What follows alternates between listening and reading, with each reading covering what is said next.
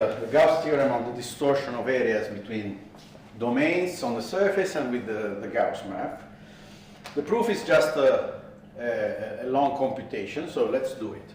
It's just really writing down the definition. So let's call, okay, now I'm changing notation immediately. Yeah, well, okay. So let's write the area. Let's write down what are these objects here. So, of course, one is very easy. Sorry, but actually first it would be nice to write the right formula. With this notation, I'm comparing, the area of this domain with the area of the Gauss image of this domain.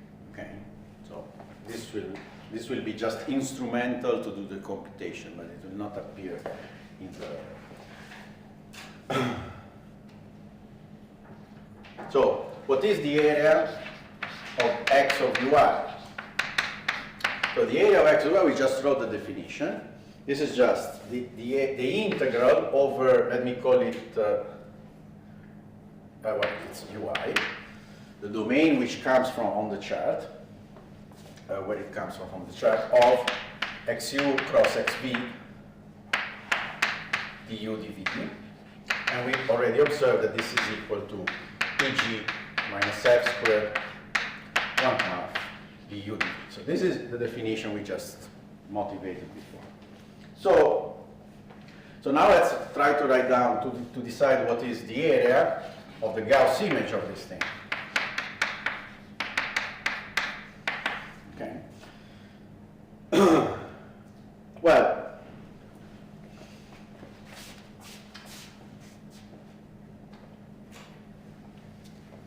I can use the same thing, the same expression, but now instead, so which would be the two tangent vectors? Instead of xu and xv in this form, the infinitesimal area generated by this will be, of course, nu and nv will be the two tangent vectors, generating the parallelogram in the tangent space.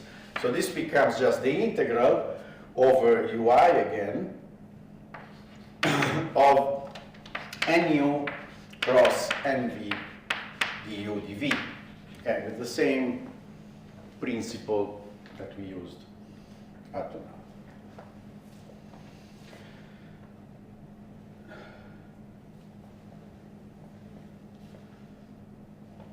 now. Now there is a little accident, because where is this vector now before taking the norm? Where is nu and then cross nv pointing to? Now, nu and nv are actually, nu cross sv has to be in the direction of n. Now n is normalized to be a vector of norm 1. So the partial derivatives have to be orthogonal to n.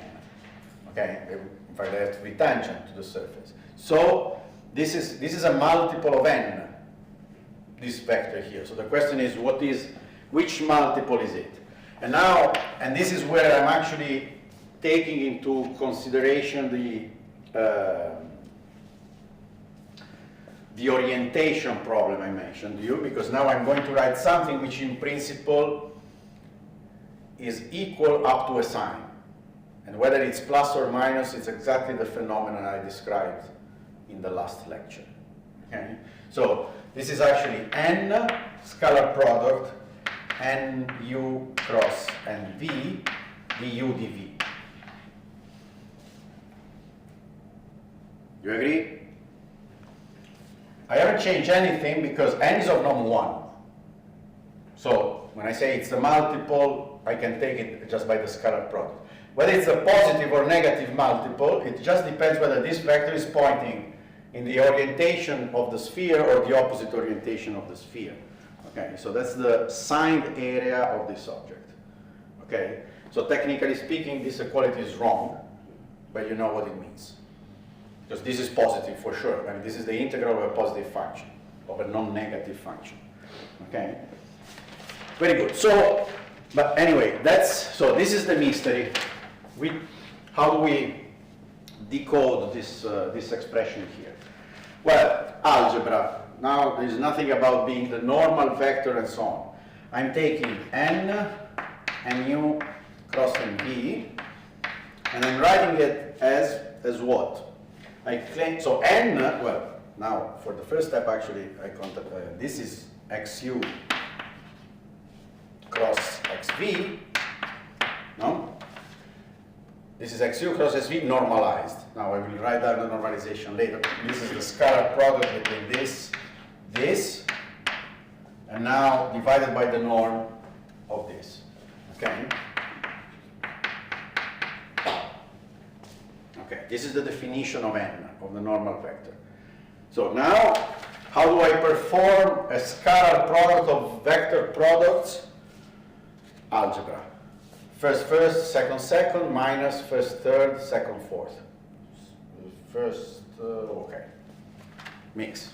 So, first, second, so xu and nu, xu and nu times second, fourth, and v, xv minus first, fourth, second, third. Let me say it right, okay?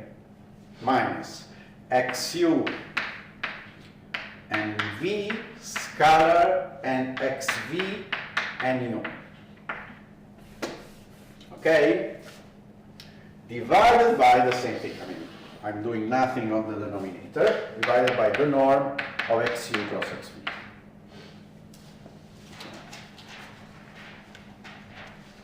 Now, what is the game? The game is to find an expression for this area in terms, as much as possible, of the coefficients of the fundamental forms. I mean, let's say first and second. I mean, then it would be a second step later. Well, something is okay. For example, the denominator, I know how to write it in terms of first fundamental form. This is eg minus f squared to the power 1/2, okay?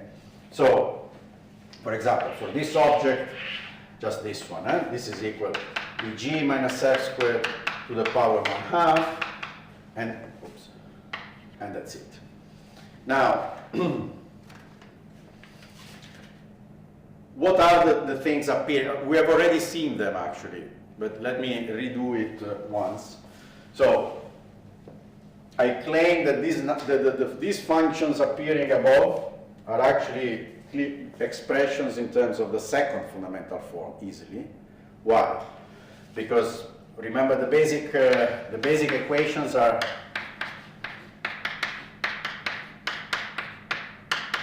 the fact that n is normal, so it's orthogonal to every tangent. Okay? So if you take this and you differentiate, you get what? You get that, for example, what do I have here? I want something which tells me what is xu and u, but okay, I take the derivative with respect to u of this. So xu and u plus xu, u, and u has to be equal to 0. Right? This is the derivative of this equation here with respect to u.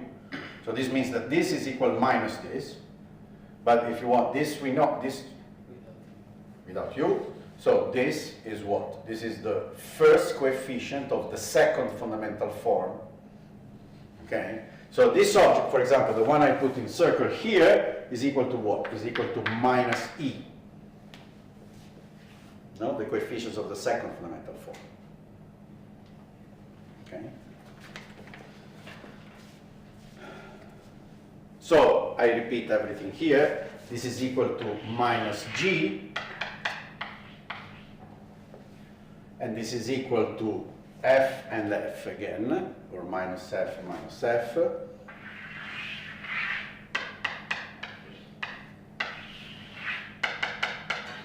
Okay. So, of course, we are happy because this will become looking like eg minus f squared with the small letters. But you see, where is the problem?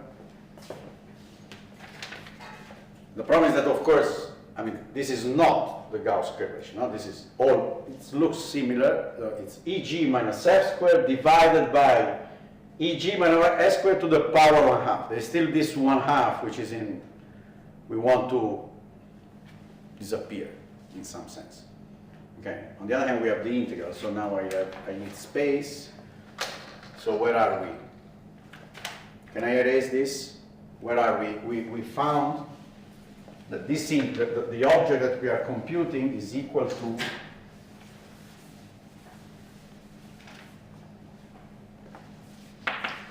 the integral over ui. These are all integrals over ui.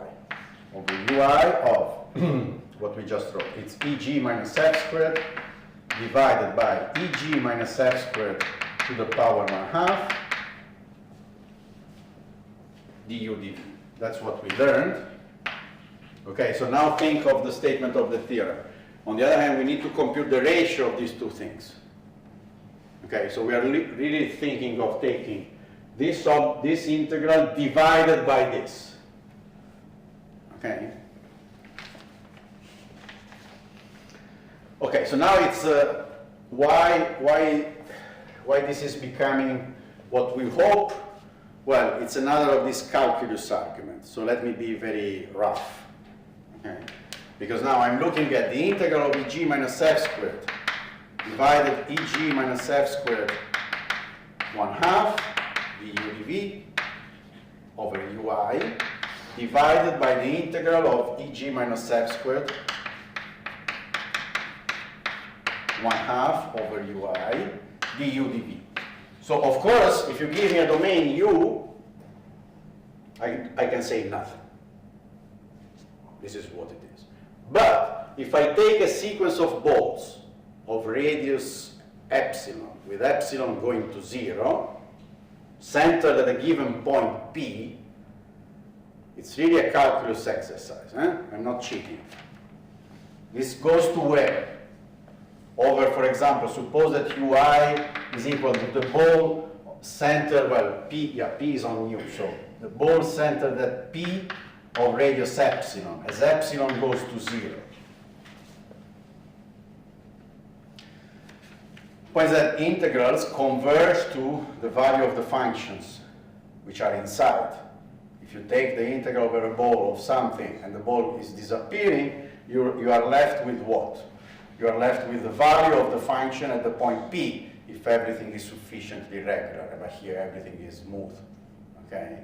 So basically, by taking epsilon equal to 0 over balls, the integrals disappear, and we are left with the functions inside. But the functions inside balance this 1/2 and 1/2. Okay? So this, you're really left with eg minus f squared divided by eg minus f squared, which is the Gauss curvature. Okay?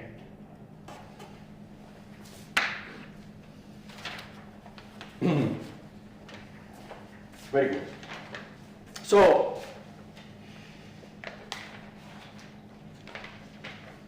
So this is a beautiful geometric interpretation of what the Gauss curvature is in terms of geometric objects. Okay? I've never seen it used, of course, to compute the Gauss curvature, for example. I mean, this is because in principle, I mean, computing on an explicit examples, these integrals, of course, it's much more complicated than actually computing the second fundamental form and finding eg minus f squared divided by eg minus f squared. Okay, so this is a conceptual thing. But now let's make a second step. So Gauss curvature in terms of areas of objects. And actually inside here we have proved something which will be useful to prove a second. So the main question is whether the Gauss curvature is actually, you see, now philosophically, I mean, I'm trying to teach you a little bit of the philosophy behind. This is telling me nothing in terms of computations of Gauss curvature. Say, okay, this is clearly much more complicated than the definition. But it's telling me, I mean, I'm sure Gauss had looked at it and thought, if this is true, then the Gauss curvature must depend only on the first fundamental form. Because this depends only on the first fundamental form, by definition, and this depends only on the first fundamental form, essentially by definition. Okay? So the fact that this theorem is true is pointing to another theorem, much different, very different, saying the Gauss curvature, which actually is born in terms of the second fundamental form, is actually not depending on the second fundamental form, but only on the first fundamental form. Okay? You see the philosophy? I mean, once I decide that the Gauss curvature is a measure of areas, well, then the second fundamental form is irrelevant, should be irrelevant. Okay? Okay. We have 13 minutes to prove it. So now this picture disappears because now it's really a brute force. And this is actually the only case I know in the history of mathematics of somebody proving a theorem and in every subject there is a fundamental theorem of algebra, fundamental theorem of this, fundamental theorem, but it has never been the guy who has proved the theorem to call it fundamental, just by gentleman agreement. I mean, you know when you prove a fundamental theorem, but you let other people to say it. Well, Gauss was not the type of person to do this kind of gentle thing. So he called it the fundamental theorem of surfaces. Actually, he was writing in Latin, so this is passing to history as the Theorema Egregium, okay? I mean, you still find it in book. I mean, if you Google, you have to Google Theorema Egregium, still in Latin, okay? Because he called it himself the theorem, okay? And actually, the statement contains essentially no mathematical formula, because the actual statement is that the Gauss curvature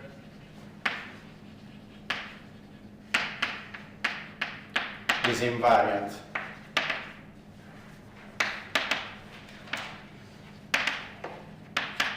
by isometries. Okay, so this is the most beautiful way you can state it, but what are you actually saying? Thanks to the proposition, isometries, and so on. In fact, the thing that you actually prove is that, in fact,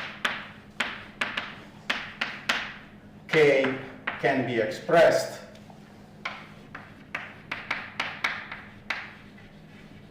only in terms of the first fundamental form. Okay, so this is the second part is what you really prove, and if you want to say it elegantly, you say, well, then it is invariant by isometries, because isometries preserve the first fundamental form by definition. Okay? And now the game is what?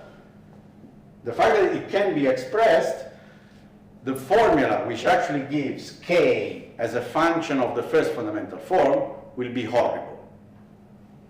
So the point of this theorem is not that there is a nice formula that you use to compute something. The point of this theorem is that such a formula exists. Okay?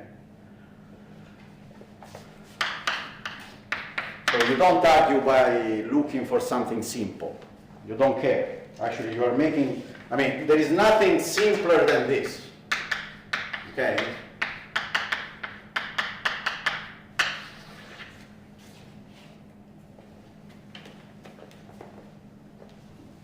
Very good. So, how do we prove it?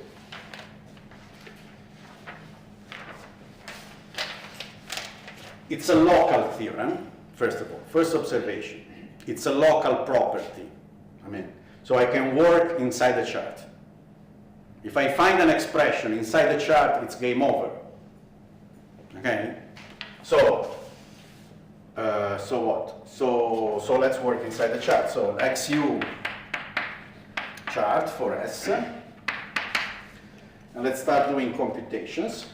Now, well, the picture is useful only at the beginning. The point is, when you have a surface and you have a chart, we know that we have a standard basis of the tangent space. Okay. But we know nothing, in fact, what I really mean is that the first fundamental form written with respect to this basis can be anything. No, I know nothing about the norm of XU, the norm of XV, and the scalar product between XU and XV. And this is exactly what I need now to understand a bit better. So I orthonormalize these two vectors. Okay? So I apply, I don't know if you call it the Gram-Schmidt process, but actually these are only two. So how do you orthonormalize two generators of a vector space? You take the first one, so orthonormalize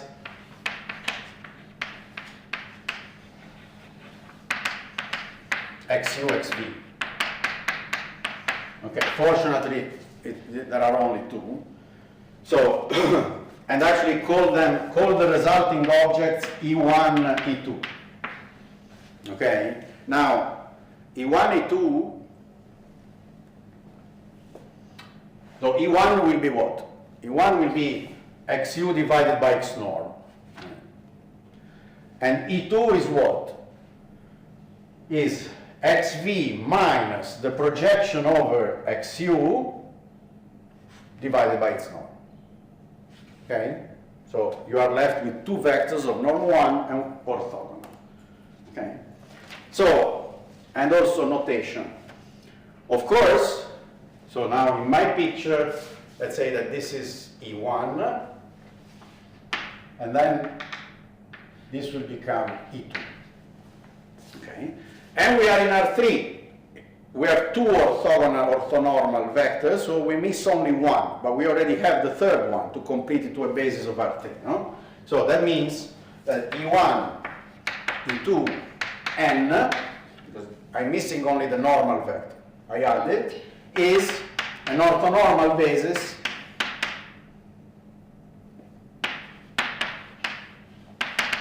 of R3. Okay, so every vector I write, I must be able to write down in terms of a linear combination of this. So let's do it.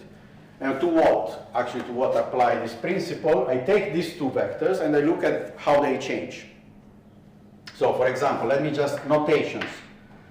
AIU is A1U, for example, is the vector D1 DU. So they take partial derivatives, I call them with the comma.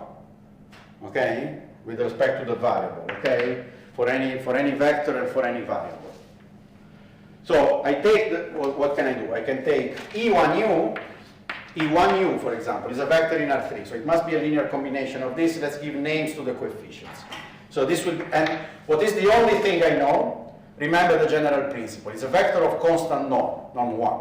So if I take the partial derivative, I know it's orthogonal to the original vector. So it's a combination of these three, but actually there is no E1 component. Because I know automatically this is orthogonal to E1. So let's leave a little bit of space and let me call this alpha 1 E2 plus lambda n. Then I have four vectors, because then I take E1V, and this again is orthogonal to E1. So let's say that this is alpha 2 E2 plus something, this is called, let's call it lambda 1, the coefficient of E1U, plus lambda 2n. And then I have E2U and E2V. I want to write it here because I will need a lot of space for computations there. Now, of course, here this is orthogonal to E2, so now it will have what? It will have an E1 component, but not an E2. And actually, I also know which E1 component, because I also have the other equation. Alpha E1, E2, the scalar product is 0. I know they are orthogonal. Okay? So if I take the partial derivative of E1, E2 equal to 0, with respect to U, I get what? I get E1U scalar E2 plus what I have to put here, E1 scalar E2U equal to 0. So the two coefficients, the thing here and what I should put here are to 0. So this is minus alpha 1. Okay, so this is minus alpha 1 in 1 plus, and let me call it mu1n. Okay, I leave space there. I like to leave spaces where there is a 0. Okay, same principle here. This is E2V, same equation, derivative with respect to, so this is minus alpha 2 E1 plus mi2n. Okay? This is the definition of these functions, alpha and lambda and mi. They exist because it's an orthonormal basis. I don't need the picture anymore, and I don't certainly need this anymore. So,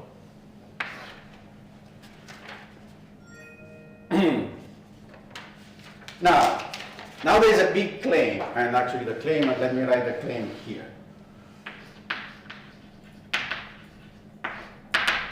I claim that this function satisfies the following list of identities, okay? E1v, now this is where it's easy to, E1u, E2v,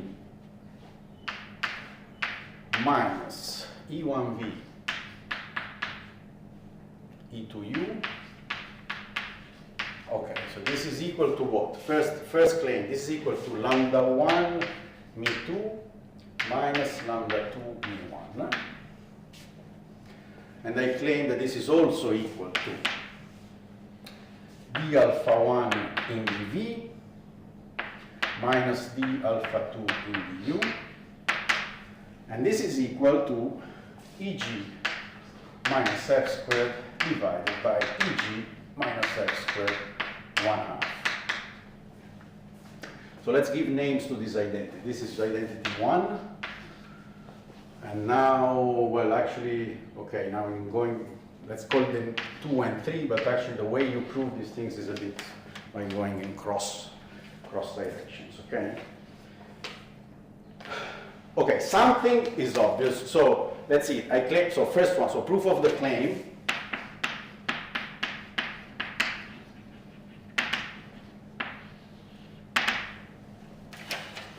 Proof of the claim.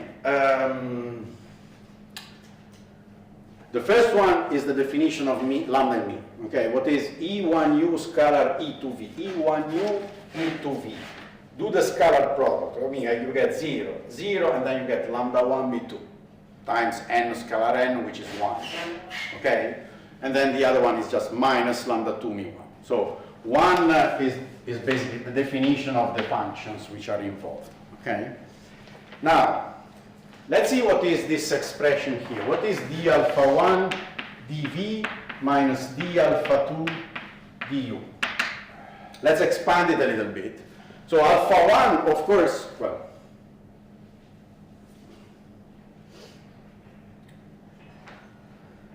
where do I take alpha 1? I mean, I have two options, no? Of course, I can decide alpha 1 with the plus is the scalar product between E1u and E2. Okay?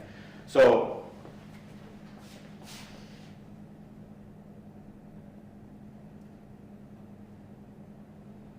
yeah, but actually in this moment I prefer to take it with the minus from here. I mean, this is just a computational thing. It's also, alpha 1 is minus E2u E1. Okay, so let me write it here because I get it with the minus. So this is d in dv of minus E1 E2u. Yes, now we agree. While the other one again with the minus, so it becomes with the plus, it's d du of E1 E2v. Okay. This is again just by taking the definitions from here of what are alpha. Okay? Then I just expand these two things, and you see there is something cancelling. So this actually, there are only two terms. I mean, this would be 4 terms, no? Because it's a derivative of a product, but only 2 survive, and it's E1u scalar E2v minus E1v E2u. Okay? I mean, the one disappears, for example, I mean, ddv of E2, this will become E1 scalar E2 uv. But that's exactly what you get here. Okay? So, they cancel. So this explains what, actually? In my list of claims, this actually shows that Again, so that's what I'm saying. I'm not proving identity 2. I'm proving again that this object here is actually equal to this. Okay, which was equal to the other one, so at least we are there. But now finally, where is this? Which of course is the one which looks more interesting. No? This is very similar to the, it's getting in the right direction. No? So remember, with this strange power, we have already found it. That's why the previous theorem about the areas is interesting, because we already observed, proved in the previous theorem, that this is what? This is actually the scalar product of n with the cross product of the other two. So this is actually the scalar product of n nu cross nv. Okay, this was actually the main point of the proof of the previous theorem. Now, so now it's just a matter of rewriting n, nu, and v with respect to all these coefficients. Okay, so because, okay, let's rewrite everything, which first means what? You have to rewrite all these vectors in terms of E1, E2, and n, and possibly they are cross product. So for example, n, I know that n is equal to n, but that's not particularly useful now. What is useful is to write n as E1 cross E2. It's always the normal vector. These are the two orthonormal bases of the thing. And how do I write this? I mean, okay, this, for example, for a moment I don't touch. And then I use algebra, so this is a scalar product of two cross products, so it's first, second, so it's E1 and U, second, E2 and V, minus 1, 4, E1 and V, E2 and U. Okay?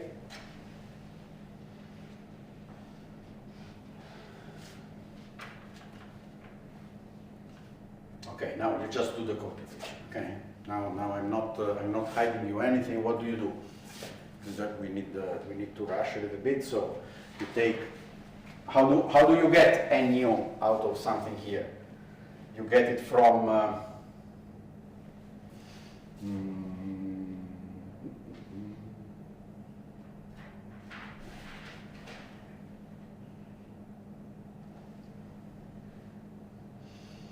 no, you got it from anywhere. You use again, which equations can you use here? The usual one. E1 scalar n is equal to 0. So I don't, you see why I don't like taking derivatives of n, nu and nv. I've never said which are the decompositions in terms of this. So I want them to disappear. I'm happy to pay the price of throwing the derivative of n on e, which is okay. E1 scalar n is equal to 0. I take the derivative with respect to u, and I discover that this thing is minus, so for example, this one is minus E1u n. And now I know what it is here. Now it's on the table. Okay, that for example is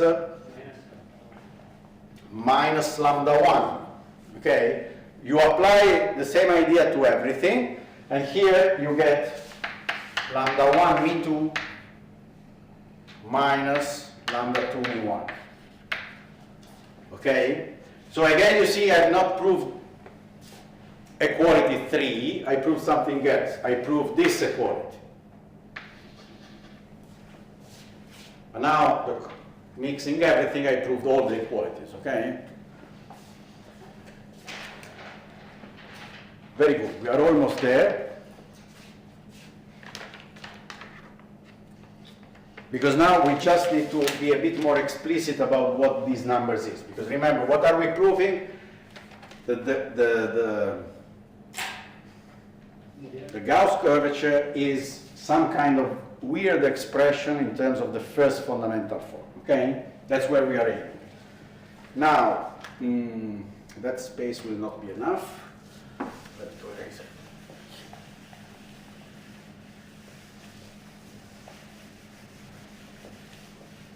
I still need the table.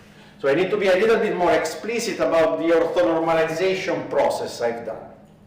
Okay? Basically, the point is, the fact is, passing from the basis XUSV to the E1, E2 basis, of course, this depends only on the first fundamental form. All the operations you do depends on the first fundamental form. But let's be explicit. So what is E1? So now let's freeze this claim. The claim is proved. But E1 is XU divided by XU, as we said. So it's what? In fact, let me write it in this way. It's some function times XU. And the claim is that this function depends only on the first fundamental form. I know it sounds a bit over, I mean, it's just F. It's just E, capital E, no? So this is 1 over E. So A is 1 over E. But okay, I just want to say it depends on the first fundamental form. I really don't care how. Okay? So the point is, what is E2? Okay. Well, and that's why I don't want even to write down the Gram-Schmidt process. No, what I said, you know what you have to do. You take XV, you remove the projection on XU. How do you do the projection over a vector? You take the scalar, meaning this operation depends on the first fundamental form or not? Yes, it's F. So you will take the vector minus F something, minus F the second, and then you have to normalize it. And this normalization, does this depend on the first fundamental form? Well, it's the square root of the scalar product. You expand, and everything you do depends on E, F, and G. Okay? Are you with me? I'm not looking for the formula, that's the point. I don't care about the formula. Okay? So, what I'm just saying is that I'm going to write this. E2 is a function, it's B XU plus C XV. So in some sense, I'm doing the opposite of the Gram-Schmidt process. And now the only claim is that A, B, and C are functions of E, F, and G. Okay? That's the only thing I care. Of course, I can be explicit. I mean, so as I said, A, oh, actually, A maybe is not 1 over E. Huh? You can correct me. No? It's E is the norm squared. So, and what is B? I mean, you can actually be explicit. B is equal to, I can tell you, it's E to the minus 1/2 F, let me say delta. C is equal to E to the 1/2 delta to the minus 1/2. And delta, I mean, it's not just by introducing a new thing, it's EG minus F squared. Do it. I mean, if you want, I mean, it's the orthonormalization of two vectors, okay? But in some sense, the formula itself are not the point. Okay, so what do we do with that?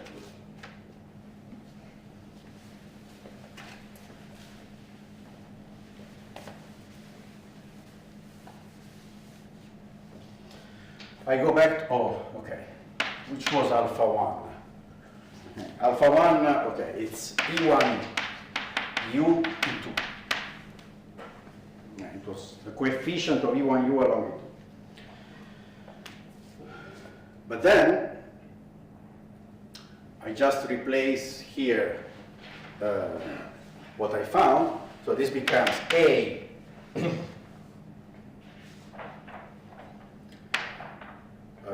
A X U, no? E1 is here, it's here. So if I take E1U, I get A XU plus AU XU. Okay, so this will be A XU E2 plus dA du, let me write it, E XU E2. But now E2 is something B and C, XU, XV. So I'm doing everything, it looks like I'm going back to XU and XV. That's what I want now. So this becomes A, XUU. I need to replace EU, E2 twice, no, with these expressions here. So this becomes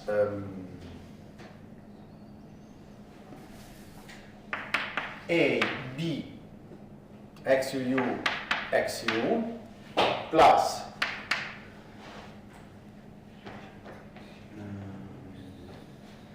where are we? Here, E2, plus AC, XUU, XV, and now plus what?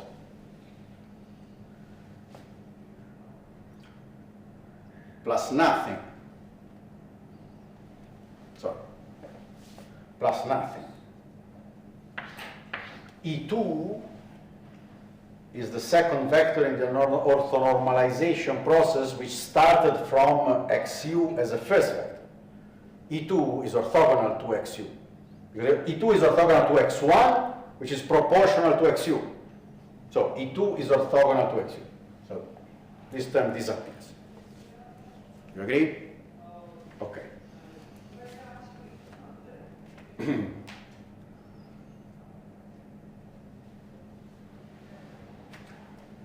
Now, we just replace everything we know. So this is what? What is XUU, XU? Now, in terms of the first, second fundamental form and so on. But this is the, if you want, this is the 1/2. This is 1/2 of the derivative with respect to u of XU, XU. But, so this is 1/2 the derivative with respect to u of E, capital E. Okay, so this is AB. Now I erase this, and I say this is equal AB over 2 dE in du. Okay.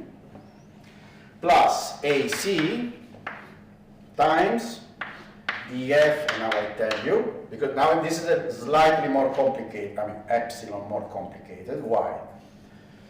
Because of course I want to say that this is some kind of expression in terms of the first fundamental form. So I need to have the second derivative disappear. First fundamental form depends only on the first derivative. So how do I make it disappear? Of course I try to take it out. If you take it out, d in du of XU, XV, that's for sure good. So that would be dF in du, but then there is an error, because then I could put the derivative also here, and then I need to correct it. So this becomes minus 1/2 dE du. dE dV, sorry. Why is that? I mean, because now, okay, it seems like I take the second derivative from here. I take it out and then put it back here, which is true. But then you can do it also with the other equation, subtract, usual trick, and you get this. Okay? You see why, you see the philosophy of the theorem now?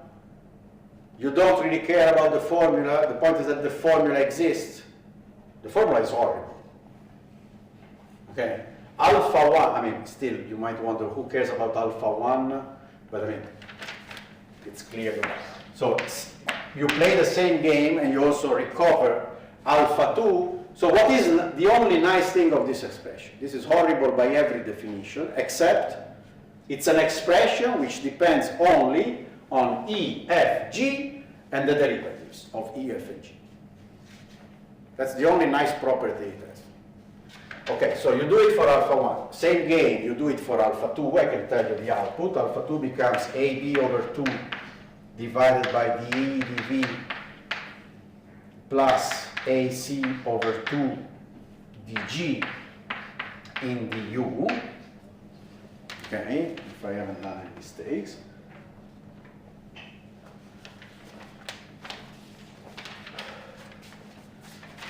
And now it's game over.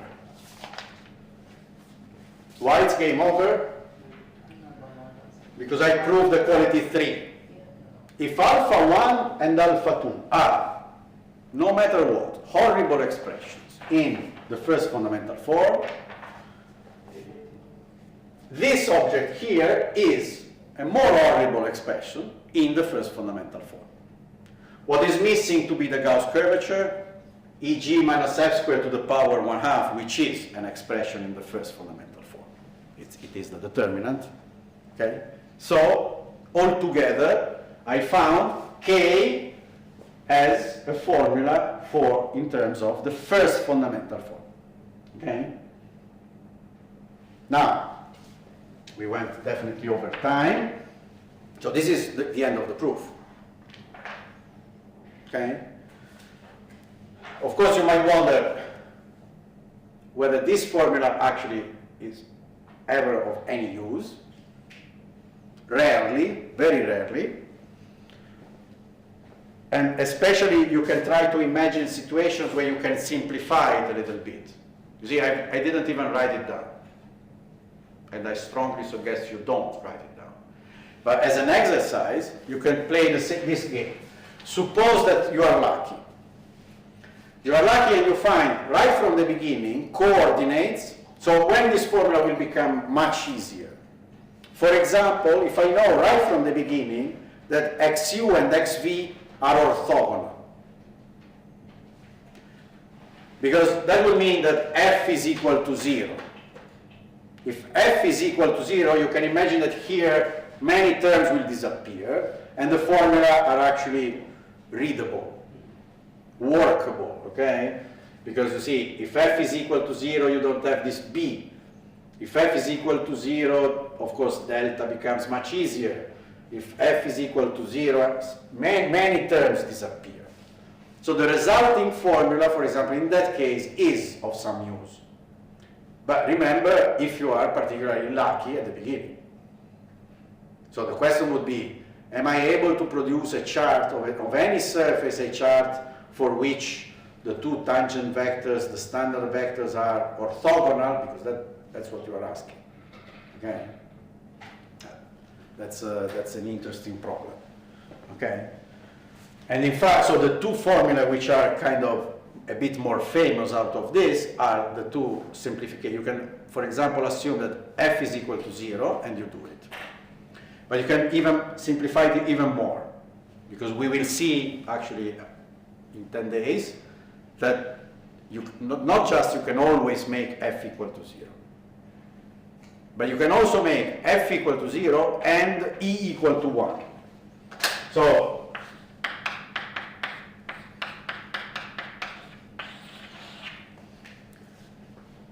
okay, not strange enough, it's the final theorem of Gauss. I mean, Gauss did this, and he asked himself, yes, but this formula is so horrible that unless I have something like this, I will not use it. So he proved. So that's the final theorem in Gauss' book. I can always, on a surface, I can always do this. So, which actually, okay, since nobody's kicking out of this room, let me finish by kind of makes, this is the kind of thing, I mean, as I said, this is for you, you are grown-ups. Okay? I'm treating you like grown-ups. This is a very technical statement. It looks like a very technical statement. It's actually probably the most important statement in Gauss' book. Because this means everything depends on what? I mean, you have to learn how to read the theorem. And you say, theorem, I can always, on a surface, in fact, we will see also the manifold version of this. On a surface, I can always take equal to 1 and f equal to 0. And you say, oh, okay. There was no TV at Gauss' time. No, that's amazing. It's what is amazing. How many degrees of freedom are, I mean, how close you are to saying that there is no geometry. Because come on, if everything is fixed, you say, okay, geometry is over, let's do algebra.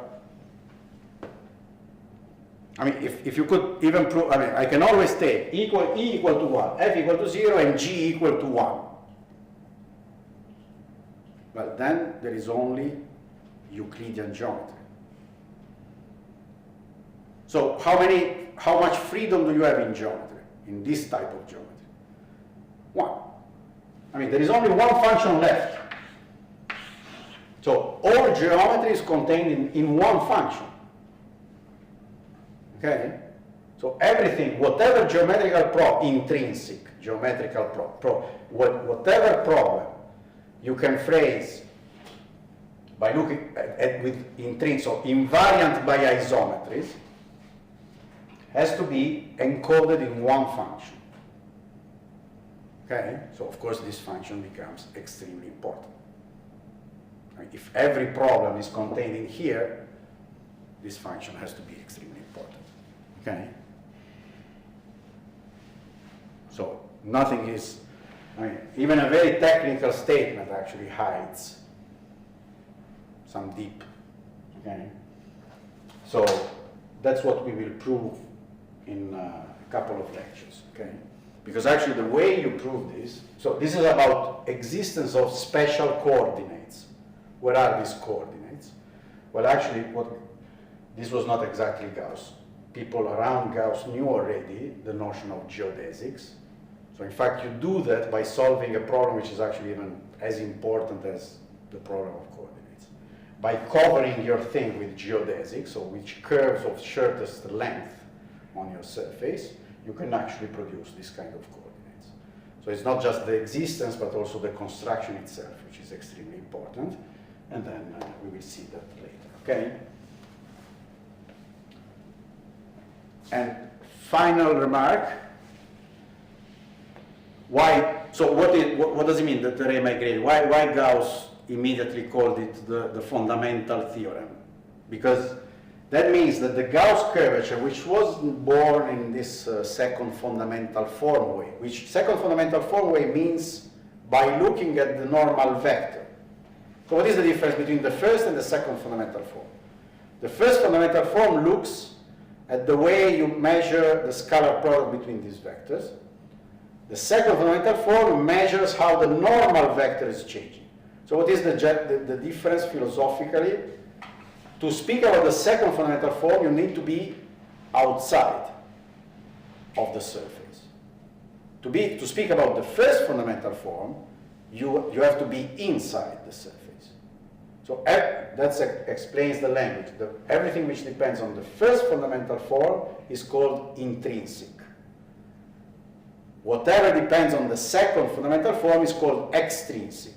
Because you need to be outside, you need to be on the satellite to look, okay, from outside. Okay? So, historically, what's going on here? We are speaking about the Riemannian geometry of surfaces. But we have put already the surface in R3, right from the beginning. So we know there is already an outside, by definition. It's a subset of R3. So what happened here, what Riemann did, was to take, Riemann was a student of Gauss, studied Gauss' book, and thought, well, good, this is exactly what should not be a theorem in higher dimensions. No? This should be the definition. Now, take this horrible formula, which relates what? The curvature with the scalar product between vectors. Take this formula and put it as the definition of curvature for spaces which are not inside something else. See, every time your space is inside, you are studying something which is a subset of something else, you have a notion of satellite looking from outside. And so you can say, well, I look at the way the tangent plane is changing, the curvature should measure, blah, blah, blah. But if there is no space outside, how do I go out and look at the tangent space? There's no way. So what Riemann thought was, well, that his teacher taught him. There is no way, there is no need to go outside to measure how the tangent space is changing. Take this horrible, however horrible it is, take it as a definition. Okay? In fact, this is the definition of curvature of something which is not inside R3. Okay? It's the birth of Riemannian geometry. Riemann, okay? So when you are speaking about, and then of course you have to do something like that. I mean, if you want to study the universe, by definition, you cannot go outside. It's not something you can say, I go to a satellite, I go out of the universe, and I see how the tangent space is changing. By definition, you cannot do it. Okay? So you need to do everything staying inside. So this is the Riemann's proposal of curvature staying inside. Okay? And that's what we will see in, at the end of the course.